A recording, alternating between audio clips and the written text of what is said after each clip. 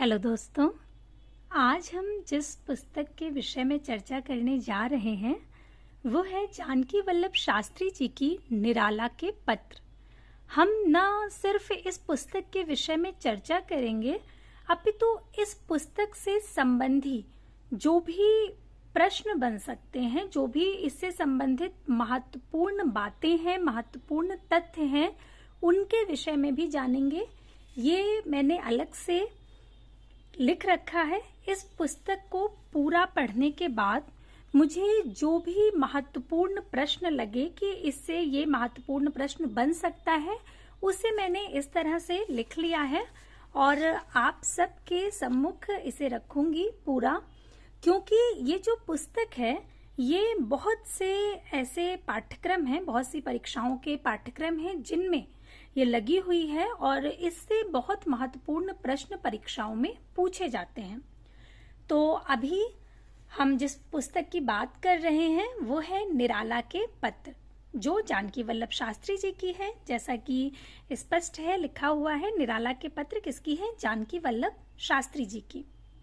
जैसा कि नाम से ही स्पष्ट हो रहा है कि ये पत्र साहित्य है, इसका नाम है निराला के पत्र, तो स्पष्ट है कि हम समझ रहे हैं कि ये क्या है, एक पत्र साहित्य है। हिंदी की विभिन्न विधाएं हैं जिनमें से जो पत्र साहित्य है वो अपना विशेष महत्व रखता है।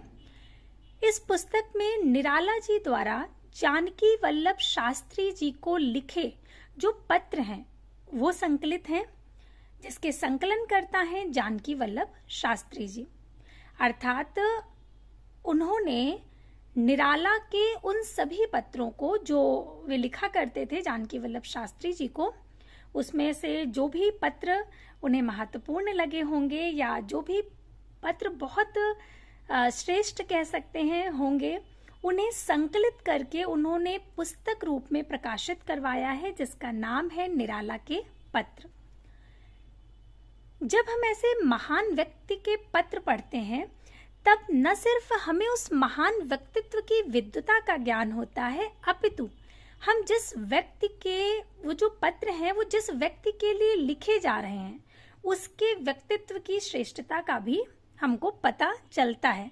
अर्थात जब आप इसे पढ़ेंगे तो न सिर्फ आप निराला के बारे में जानेंगे, साथ ही आपको जानकी वल्लभ शास्त्री जी के विषय में भी बहुत सी बातें जानने को मिलेंगी। और इसे जब आप पढ़ेंगे तो आपको इस बात का खुद एहसास होगा। जैसा कि इस पुस्तक का जो आवरण पृष्ठ है उसके पीछे ये चीज लिखी भी हुई है। अभी हम इसे पूरा एक बार पढ़ेंगे क्योंकि इससे भी बहुत सारी चीजें हमें पता चलेंगी। कोई भी पुस्तक जब आप लेते हैं तो उसके आवरण पृष्ठ का जो ये पिछला हिस्सा होता है इसे अवश्य एक बार पढ़ लेना चाहिए। तो अभी हमने जान लिया है कि ये पुस्तक है जानकी वल्लभ शास्त्री जी की निराला के पत्र। अब इसके विषय में पढ़ना शुरू करते हैं। सबसे पहले देखिए, लिखा है श्री जगदीश चंद्र माथुर जी का एक कथन लिखा हुआ है। क्या लिखा है कि निराला के श्री जगदीश चंद्र माथुर ने एक बार लिखा था कि निराला ने हिंदी संसार को अनेक उपहार दिए। जानकी वल्लभ जी की प्रतिभा का प्रस्फुटन भी उनका एक अनमोल उपहार ही है। ये बात इसलिए कही गई है क्योंकि जो जानकी वल्लभ शास्त्री जी थे ये पहले संस्कृत भाषा में लिखा करते थे, ये हिंदी के कवि नहीं थे, लेकिन निराला जी की प्रेरणा से ये हिंदी के क्षेत्र में आए और उन्होंने हिंदी में बहुत कुछ लिखा, बहुत कुछ दिया हमें। आगे बढ़ते हैं। निराला के पत्र से, जिसमें महाकवि निराला द्वारा जानकी वल्लभ जी को लिखे गए 109 पत्र संकलित हैं। तो देखिए, ये भी एक प्रश्न बनता है कि इस पुस्तक में कितने पत्र संकलित हैं, तो 109 पत्र। श्री जगदीश चंद्र माथुर का उपरोक्त कथन भली भांति पुष्ट होता है। ये पत्र दस्तावेज हैं इस तथ्य के लिए कैसे महाकवि ने जानकी वल्लभ जी की अविकसित प्रतिभा को ऐसा आमंत्रण दिया कि तब से बाल कवि की चेतना और अभिव्यंजना जीवन की दारुण विभीषिकाओं के बावजूद बराबर सक्रिय और सजग रही। बहुत बार ऐसा होता है कि प्रतिभा होते हुए भी व्यक्ति एक उचित मार्गदर्शन न मिल पाने के कारण अपने जीवन में कुछ नहीं कर पाता है और बहुत बार ऐसा होता है कि प्रतिभा होती है और उचित मार्गदर्शन भी मिल जाता है, एक ऐसे व्यक्ति का साथ मिल जाता है जो हमें सही दिशा दिखा देता है, एक मार्ग दे देता है। तब हमारी जो प्रतिभा होती है उसे पूरा स्थान मिलता है विकसित होने के लिए। तो वही चीज यहाँ पर है कि जानकी वल्लभ शास्त्री जी को ऐसा व्यक्ति मिला और वे व्यक्ति थे निराला। निराला के पत्र में सिर्फ महाकवि निराला के ही नहीं बल्कि जानकी वल्लभ जी के भी अंतस की झांकी पाठकों को मिलेंगी, जैसा कि अभी हम चर्चा कर रहे थे।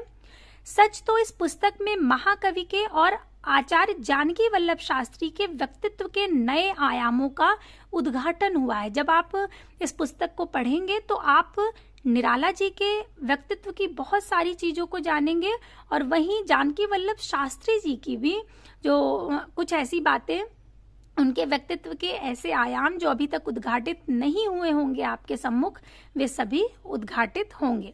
पुस्तक के प्रारंभ में जानकी वल्लभ जी की विस्तृत भूमिका है और प्रत्येक पत्र में अंतर्निहित संदर्भों को विशद पाद टिप्पणियों द्वारा स्पष्ट कर दिया गया है, जिससे पुस्तक न केवल अनुसंधित्सुओं के लिए बल्कि सामान्य पाठकों के लिए अतीव उपयोगी हो गई है।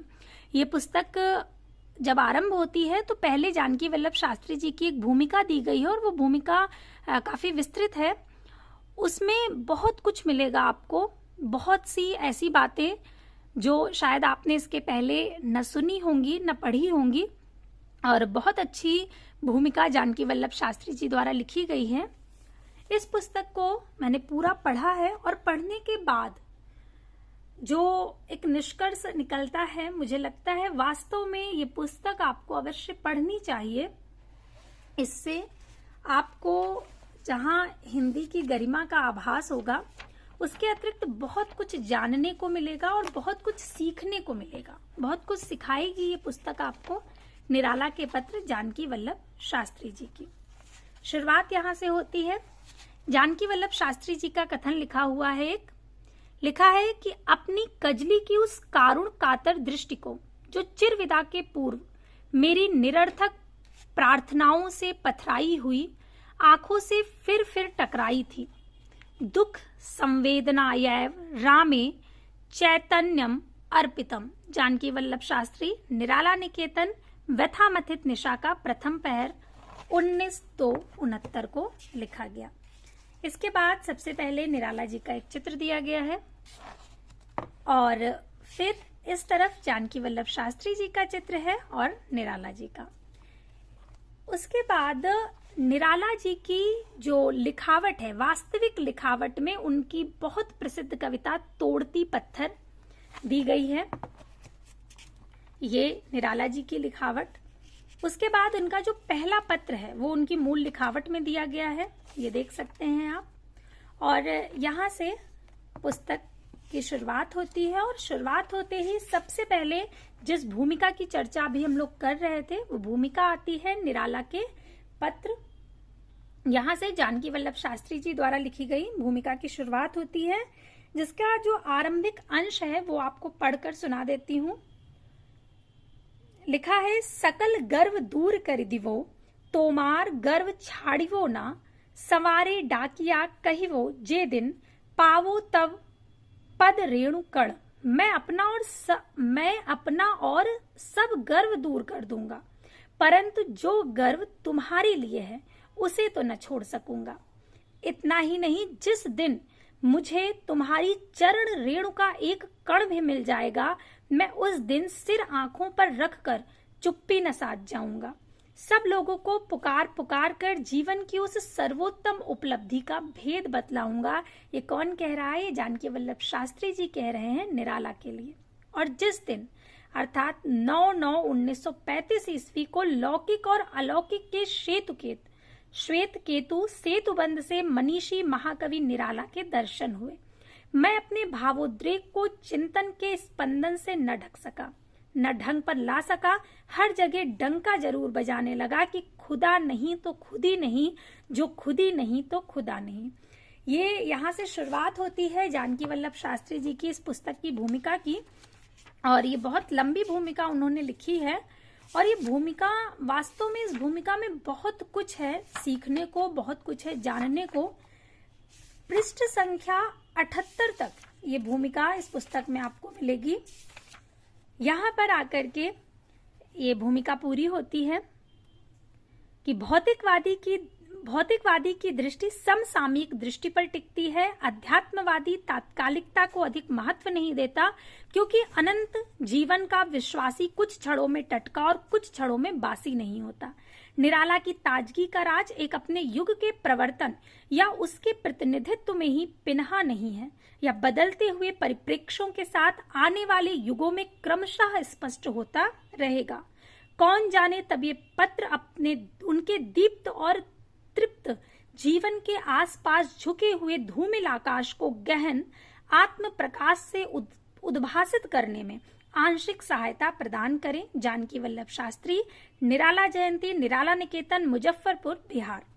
इसके बाद यहाँ से शुरू होते हैं पत्र। पहला पत्र है ये, और इसमें 109 पत्र संकलित हैं। पहला जो पत्र है इसमें उन्होंने, निराला जी ने प्रिय बाल पिक संबोधन दिया है जानकी वल्लभ शास्त्री जी को। प्रिय बाल पिक, और तुम्हारी काकली नकल नहीं है, तुम्हारे जातीय सत्य से पूर्ण आकाश और पृथ्वी को मिला रही है। काकली जो है ये जानकी वल्लभ शास्त्री जी की कृति है, जिसका जिक्र अभी जब हमने इनका जो आरंभिक कथन पढ़ा था उसमें भी आया था, अगर आपको याद हो। ये देखिए,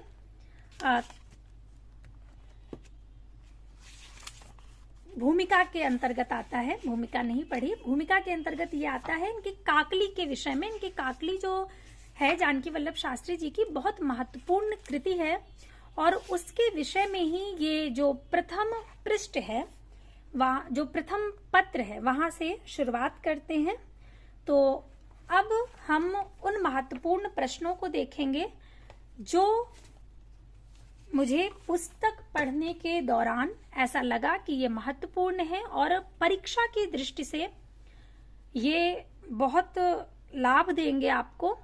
जैसा कि आपको बताया कि विभिन्न ऐसी परीक्षाएं हैं हिंदी विषय से जुड़ी हुई, जिनके पाठ्यक्रम में निराला के पत्र पुस्तक लगी रहती है, जिनमें से एक असिस्टेंट प्रोफेसर का जो एग्जाम है UPHESC वाला, उसमें भी निराला के पत्र जानकी वल्लभ शास्त्री जी का लगा हुआ है। और चूंकि ये बहुत महत्वपूर्ण कृति है तो इससे प्रश्न भी पूछे जाते हैं। तो जो भी संभावित प्रश्न हैं, जो भी महत्वपूर्ण तथ्य हैं, उन्हें एक जगह संकलित किया है मैंने, और आशा करती हूं कि ये आपको बहुत सहायता प्रदान करेंगे आपकी परीक्षा की तैयारी में। तो अब हम शुरुआत करते हैं, प्रश्नों को देखेंगे। जो भी तथ्य है इन्हें तथ्य रूप में मैंने लिख लिया है, इसी से प्रश्न बन सकते हैं। तो अभी हम शुरुआत करेंगे और बहुत ध्यान से आप एक एक तथ्य को देखिएगा। शुरुआत होती है निराला के पत्र का प्रकाशन वर्ष, अर्थात निराला के पत्र जो कृति है इसका प्रकाशन वर्ष क्या है, तो 1971 ईस्वी में ये प्रकाशित हुई। उसके बाद श्री जगदीश चंद्र माथुर जी का जो महत्वपूर्ण कथन है, जो कि अभी हमने पुस्तक में भी पढ़ा था, उसे देखते हैं कि निराला ने हिंदी संसार को अनेक उपहार दिए। जानकी वल्लभ शास्त्री जी की प्रतिभा का प्रस्फुटन भी उनका एक अनमोल उपहार ही है। ये किसने कहा है? ये श्री जगदीश चंद्र माथुर जी ने कहा है। इसके बाद अगला है कि इस पुस्तक में महाकवि निराला द्वारा जानकी वल्लभ जी को लिखे गए 109 पत्र संकलित हैं। बहुत बार प्रश्न पूछा जाता है कि निराला के पत्र में कितने पत्रों को संकलित किया गया है, तो 109 पत्र संकलित हैं। फिर अगला है कि 9/9/1935 को जानकी वल्लभ शास्त्री जी को निराला के प्रथम दर्शन हुए थे। जब आप इस पुस्तक को पढ़ेंगे तब इसकी भूमिका में, अभी मैंने आपको दिखाया भी था, भूमिका में लिखा हुआ है कि जानकी वल्लभ शास्त्री जी कहते हैं कि मैंने सबसे पहले, उन्होंने तारीख जो है उसे अंकित किया है कि 9/9/1935 को मैंने निराला जी को पहली बार देखा था। तो अगर प्रश्न इस तरह से बनता है कि जानकी वल्लभ शास्त्री जी ने निराला जी को पहली बार किस तारीख को देखा था, तो 9/9/1935 ईस्वी। इसके बाद है कि आधुनिक हिंदी कविता को अभी निराला से बड़ा कोई कवि नहीं मिला। ये बात किसने कही है? ये बात कही है जानकी वल्लभ शास्त्री जी ने।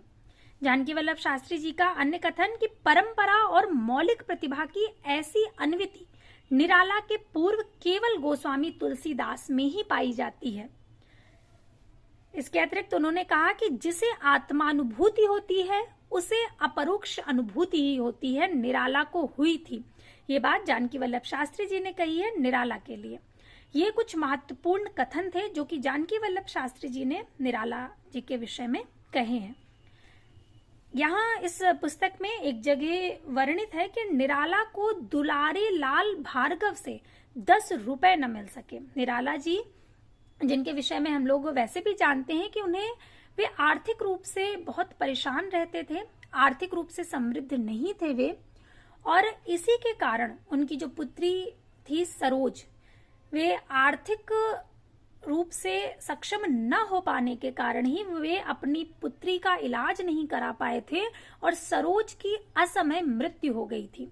उन्होंने लिखा भी है कि दुख ही जीवन की कथा रही, क्या कहूं आज जो नहीं कही, जाना तो अर्थागमो पाए पर रहा सदा संकुचित काए। तो ये सारी जो ये पंक्तियां हैं ये सभी निराला की ही हैं। और सरोज स्मृति तो बहुत भावुक कर देने वाली उनकी कृति है।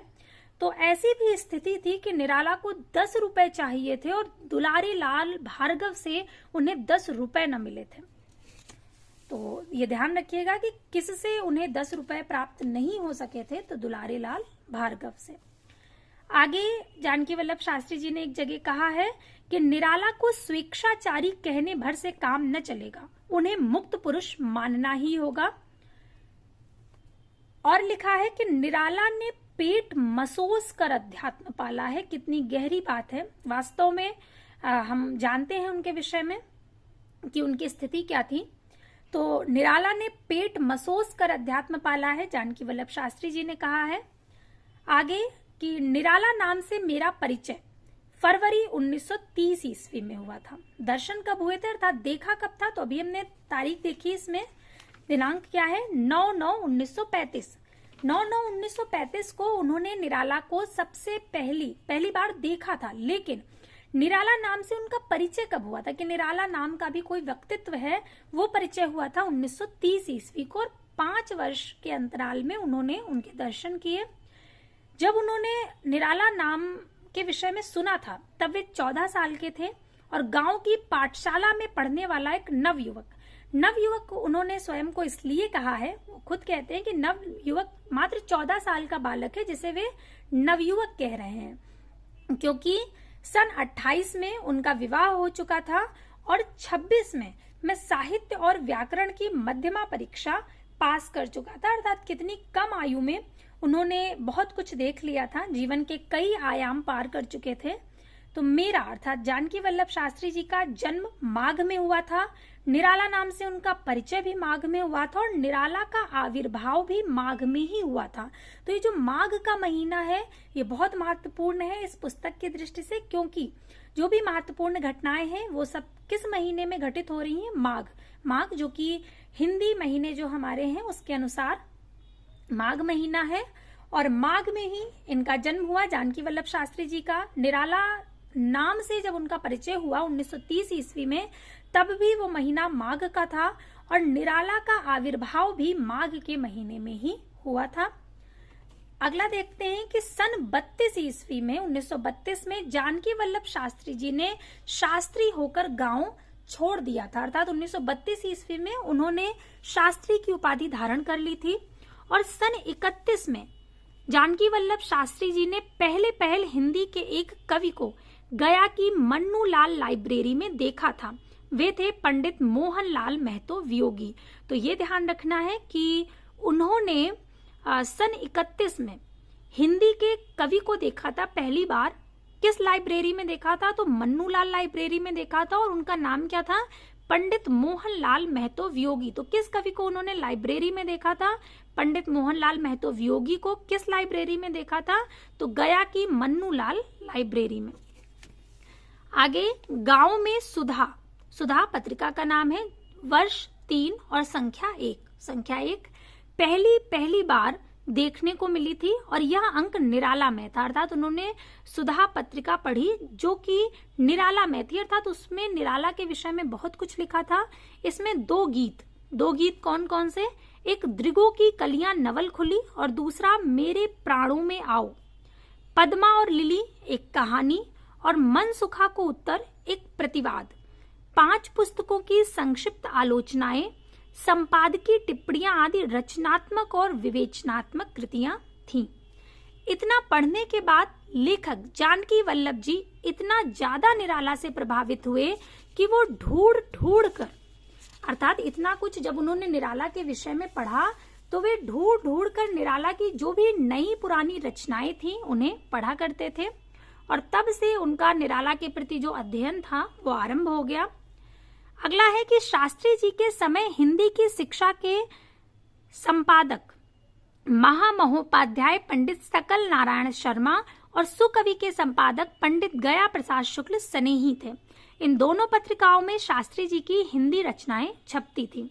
अर्थात शिक्षा नामक जो पत्रिका थी उसके संपादक थे महामहोपाध्याय पंडित सकल नारायण शर्मा, और सुकवि जो पत्रिका थी उसके संपादक थे पंडित गया प्रसाद शुक्ल स्नेही।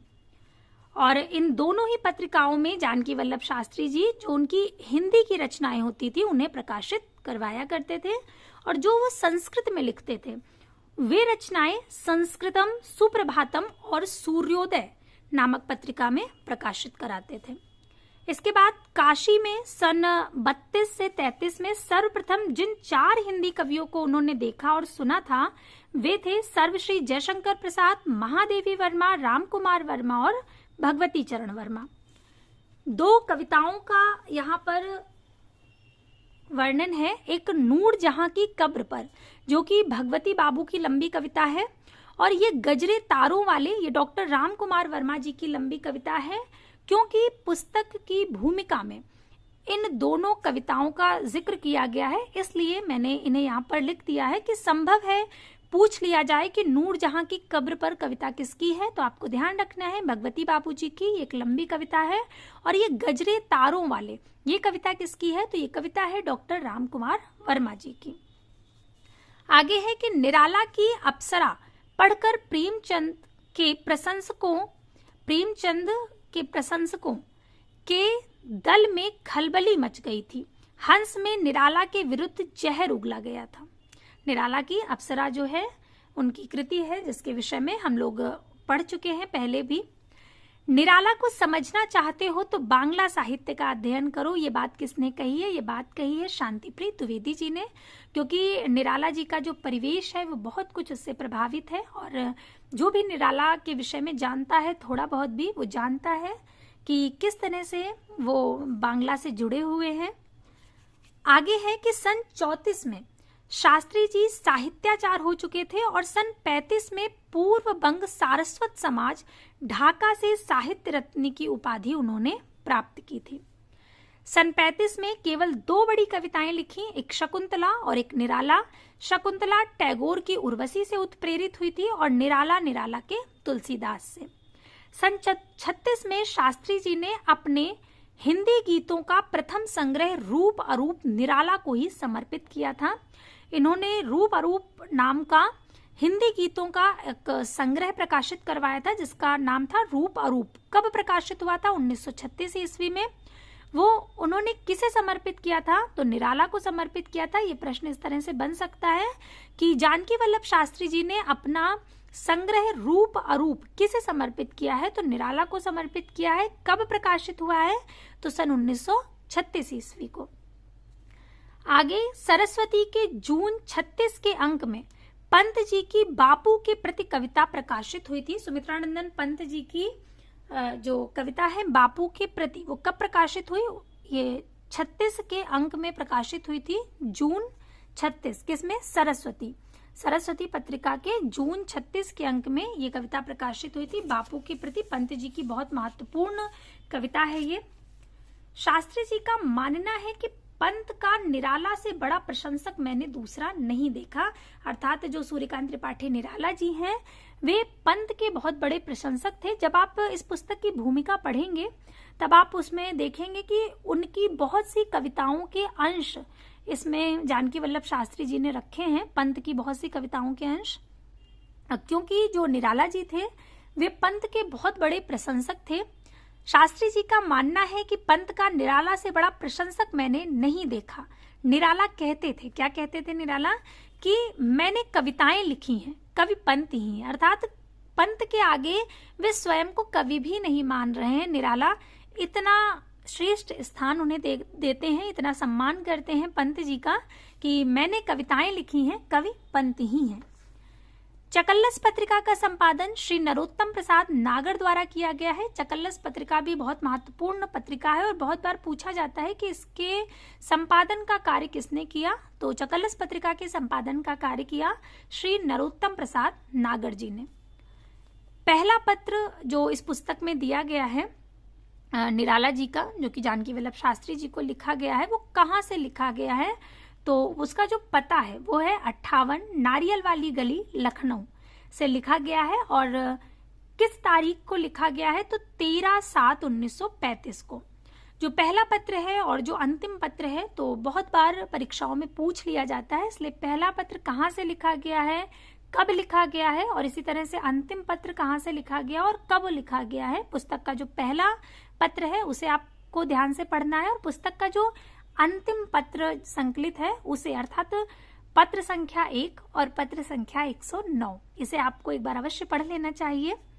इसके बाद है कि इस पत्र में निराला ने शास्त्री जी के लिए प्रिय बाल पिक संबोधन किया है। ये आपको भी दिखाया भी था कि जो निराला जी हैं वे जानकी वल्लभ शास्त्री जी को प्रिय बाल पिक, ये देखिए ये पहला पत्र है और निराला जी ने जो संबोधन किया है वो क्या है? प्रिय बाल पिक, तुम्हारी काकली नकल नहीं। तो संबोधन क्या है? प्रिय बाल पिक। ये महत्वपूर्ण है, पूछा जा सकता है कि वे किस नाम से उन्हें संबोधित करते थे निराला जी जानकी वल्लभ शास्त्री जी को? तो प्रिय बाल पिक नाम से। आगे है काकली लेखक के प्रायोगिक संस्कृत गीतों और प्रगीत कविताओं की प्रथम पुस्तिका है। जो काकली है, जिसके विषय में अभी हम लोग चर्चा कर रहे थे, जिसके विषय में निराला जी ने कहा कि तुम्हारी काकली नकल नहीं है, तो वो क्या है? वो संस्कृत गीतों और प्रगीत कविताओं की प्रथम पुस्तिका है। सन 35 में उसका प्रकाशन हुआ था। बंदी मंदिरम जो कि खंड काव्य है और लीला पदम ये मुक्तक काव्य है, ये इसके बाद की रचनाएं हैं। जानकी वल्लभ जी बंदी मंदिरम की प्रस्तावना निराला से लिखवाना चाहते थे। बहुत महत्वपूर्ण तथ्य है, इसको ऐसे पूछा जाता है परीक्षाओं में कि जानकी वल्लभ शास्त्री जी की ऐसी कौन सी कृति है जिसकी भूमिका या जिसकी प्रस्तावना वे निराला से लिखवाना चाहते थे? तो वो कृति है बंदी मंदिरम। इसके बाद एक महत्वपूर्ण तथ्य है कि इन 109 पत्रों में जो पत्र संख्या 18 है वो संस्कृत भाषा में लिखा गया है। फिर है श्रीमती गजानंद शास्त्रिणी, निराला जी द्वारा लिखी गई कहानी है। श्रीमती गजानंद शास्त्रिणी किसकी कहानी है? तो निराला जी द्वारा लिखी गई कहानी है। लेखक ने रूप अरूप जिसके विषय में अभी हम लोग चर्चा कर रहे थे, जिसे इन्होंने निराला जी को समर्पित किया है, इसका नाम उन्होंने पहले तनिमा रखा था। अनछपे फर्मों वाले भाग को इन्होंने नीलिमा नाम दे दिया। इस प्रकार भीतर तनिमा और नीलिमा नामक 2 भागों में मेरे 101 गीत संकलित हुए। ये जो कथन है ये जानकी वल्लभ शास्त्री जी का ही है। लेखक ने रूप अरूप का नाम तनिमा रखा था और अनछपे फर्मों वाले भाग को नीलिमा नाम दे दिया। इस प्रकार भीतर तनिमा और नीलिमा नामक 2 भागों में मेरे 101 गीत संकलित हुए। ऊपर आवरण पृष्ठ पर ही रूप अरूप नाम जा सका। निराला के बेटे का नाम था रामकृष्ण, पूछा जा सकता है क्योंकि इस पुस्तक में मिलता है कि निराला के बेटे का नाम रामकृष्ण था। और निराला का एक बहुत महत्वपूर्ण कथन है जो कि संभवतः पूछा जा सकता है, क्या है कि जल्दबाजी अच्छी नहीं, धीरे धीरे प्रसार होता ही है विद्वता, अध्ययन और मननशीलता का। ये बात किसने कही है? ये बात कही है निराला ने। वास्तव में कोई भी चीज एकदम से नहीं मिल जाती है, अगर वो महत्वपूर्ण है, अनमोल है, तो धीरे धीरे वो प्रसारित होती है। तो जल्दबाजी अच्छी नहीं, धीरे धीरे प्रसार होता ही है विद्वता, अध्ययन और मननशीलता का। निराला की बहू का नाम फूल दुलारी था, जिसका वर्णन भी इसमें आपको मिलेगा। पुस्तक का जो अंतिम पत्र है अर्थात 109वां पत्र, वो दारागंज प्रयाग से 15/1/1957 को लिखा गया है। तो ये कुछ महत्वपूर्ण तथ्य थे जिनसे प्रश्न बन सकते हैं। आशा करती हूँ कि ये सारी चीज़ें, ये सारी बातें आपको बहुत लाभान्वित करेंगी, आप इनसे लाभान्वित होंगे परीक्षा की दृष्टि से। तो अभी हमने चर्चा करी निराला के पत्र पर, जो कि जानकी वल्लभ शास्त्री जी की है। संभव हो तो आप लोगों को ये पुस्तक अवश्य एक बार पढ़नी चाहिए, बहुत अच्छी पुस्तक है। तो आज के लिए इतनी ही जानकारी, तब तक के लिए धन्यवाद।